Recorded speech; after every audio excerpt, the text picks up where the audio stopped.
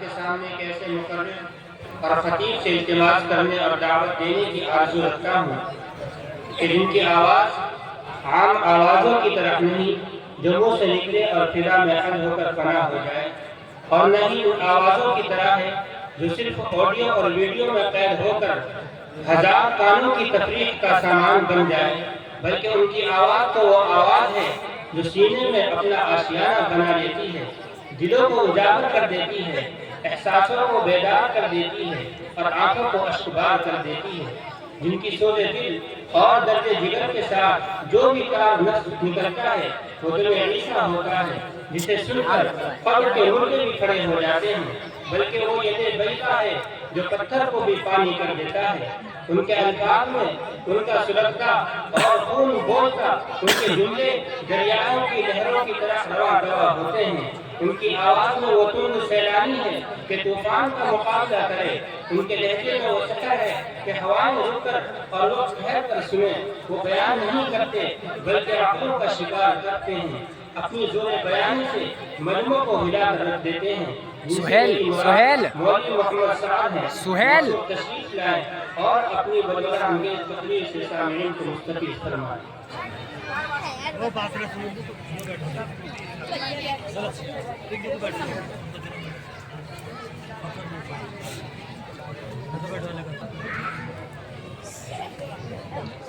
السلام علیکم ورحمۃ اللہ وبرکاتہ۔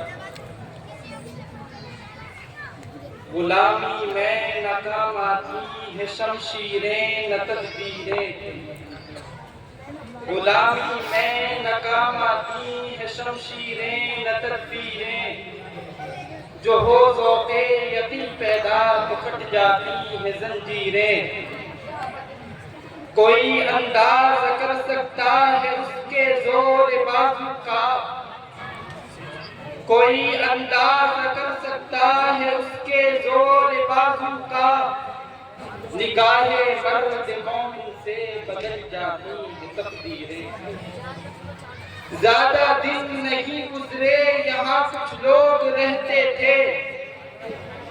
زیادہ دن نہیں گزرے یہاں کچھ لوگ رہتے تھے، جو دل محسوس کرتا تھا سہیل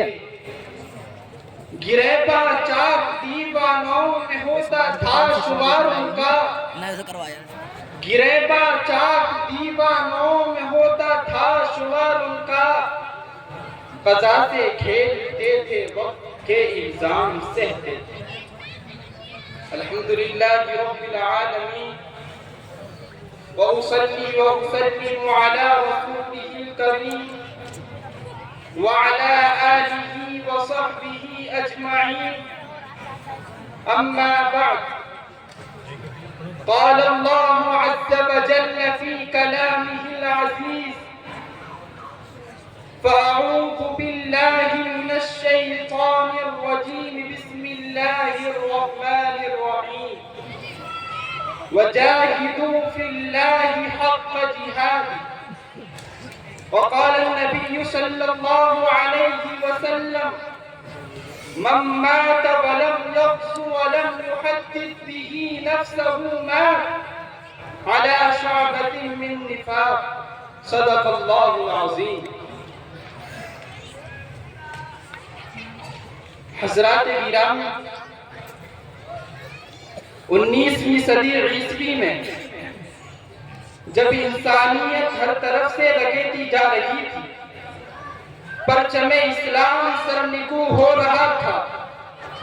باطل کی لہریں حرم کی دیواروں سے ٹکرا رہی تھی، کفر اسلام کے مقابلے میں حل من مبارز کا نعرہ لگا رہا تھا، تو 1268 میں جنم لینے والا اخلاص کے تاج محل میں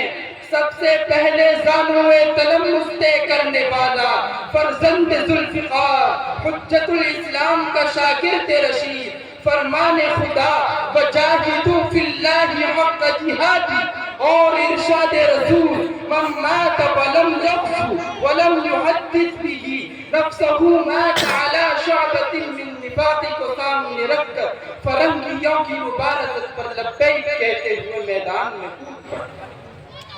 اور انگریزوں کے خلاف جو انقلابی تحریک حضرت شاہ عبدالعزیز محدث دہلوی نے چلائی تھی، سید احمد شہید اور حجت الاسلام کے بعد اس کی کمان سنبھالی۔ حضرات گرامی، حضرت شیخ الہند نے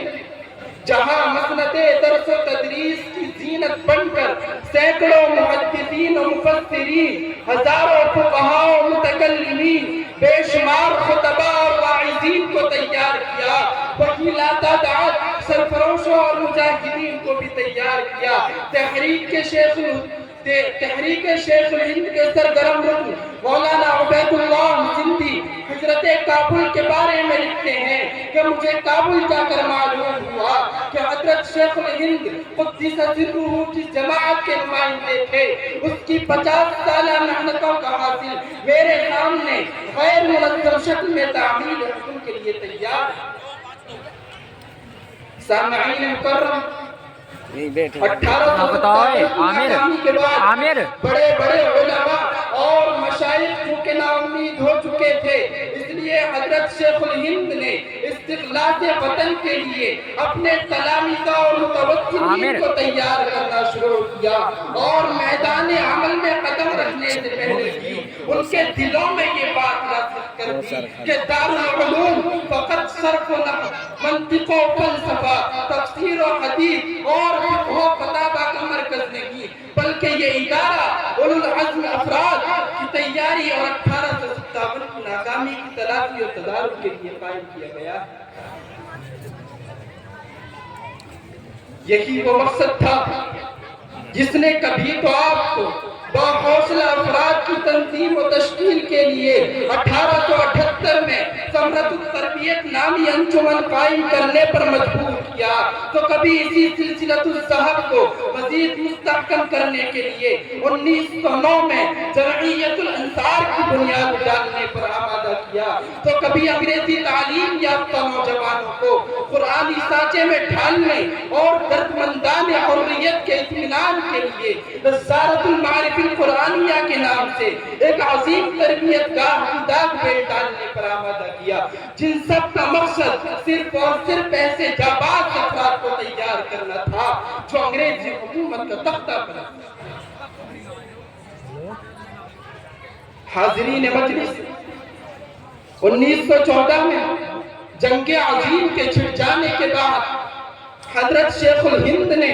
اپنے مقاصد کو عملی جامہ پہنانے اور سرحدی قبائل کو منظم کرنے کے لیے مولانا سیف اللہ اور حاجی ترنگزئی کو یہ پیغام بھیجا کہ وہ مجاہدین کی کمان سنبھال کر انگریزوں کے خلاف میدان میں آ جائیں۔ اس خط کا بھیجنا تھا کہ وہ عشق بلاخیز کا وہ قافلہ سخت جا انگریزوں سے ٹکرا گیا اور لاشوں کے ڈھیر لگا دیے، لیکن اسلحے کی قلت اور انگریزوں کے پروپے گھنٹے کو حل کرنے کے لیے ان مجاہدین اسلام نے اپنے محبوب بھائی حضرت شیخ الہند سے تشریف آوری کی درخواست کی، مگر چونکہ یہ وقت حضرت شیخ الہند کے لیے بڑا نازک تھا، اس لیے اس مدبر وقت نے قیادت و سیادت کے لیے تحریک کے نو کو پلک سے واقف مولانا عبید اللہ سندھی کو روانہ کر کے خود تحسین مقصد کے لیے حجاز کا رفتے سفر کیا۔ حضرت شیخ الہند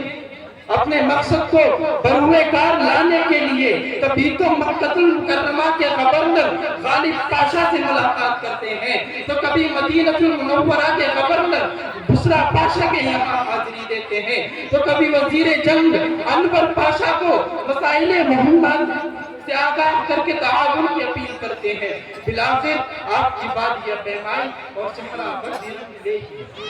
اور آپ نے بھرپور حمایت کا پروانہ لکھ کر اور جنگ کی پوری ترتیب لکھ کر کابل کی طرف روانہ کر دیا۔ لیکن افسوس کہ تقدیر کے پائے سنگی کو چھو نہ سکی تدبیر، اور متعینہ وقت 19 فروری 1917 سے قبل ہی یہ راز فاش ہو گیا، جس کا سبب یہ تھا کہ حضرت شیخ الہند کے نام مولانا عبید اللہ سندھی کے ریشمی رومال پر لکھا ہوا وہ خط انگریزوں کے ہاتھ لگ گیا۔ اس خط کا ہاتھ لگنا تھا پوری انگریزی سلطنت ڈوب گئی. اپنے زیر سایہ مملکت میں آفتاب کے غروب نہ ہونے پر فخر کرنے والی قوم یہ کہنے پر مجبور ہو گئی اگر اس تحریک پر عمل درآمد ہو جاتا تو ہماری حکومت کا تختہ پلٹ. بالآخر والی مکہ شریف حسین کی غداری کی وجہ سے حضرت شیخ الہند کو نومبر 1916 کو گرفتار کر کے 21 فروری 1917 کو مالٹا کی کالی کوٹری میں قید کر دیا گیا. ملت اسلامیہ کے جیانوں، شاید آپ یہ سوچ رہے ہوں گے کہ یہ مرد مجاہد قید مالٹا کی وجہ سے سست پڑ گیا ہوگا، انگریزوں کے خلاف زبان کھولنے کی جرأت و ہمت ختم ہو گئی ہوگی، انگریزوں سے ڈر کر ان کو چیلنج کرنا چھوڑ دیا ہوگا. نہیں، ہرگز نہیں، بلکہ یہ مجاہد جلیل 8 جون 1920 کو ممبئی کے ساحل پر قدم رکھتا ہے تو اپنے احساسات و جذبات کے اظہار یوں کرتا ہے کہ جب تک میرے جسم میں روح باقی رہے گی میں انگریزوں کے خلاف لڑتا رہوں. یہ وہ نشہ نہیں جسے تلشی اتار دے. بالآخر یہی جوش و جذبہ لے کر حضرت شیخ الہند 30 نومبر 1920 کو عالم فانی کی طرف کوچ کر گئے اور جاتے جاتے دنیا کو یہ پیغام دے گئے: جہاں جہاں نظر آئے لہو کے چراغ، جہاں جہاں نظر آئے لہو کے چراغ، مسافران محبت ہمیں دعا دے وما علینا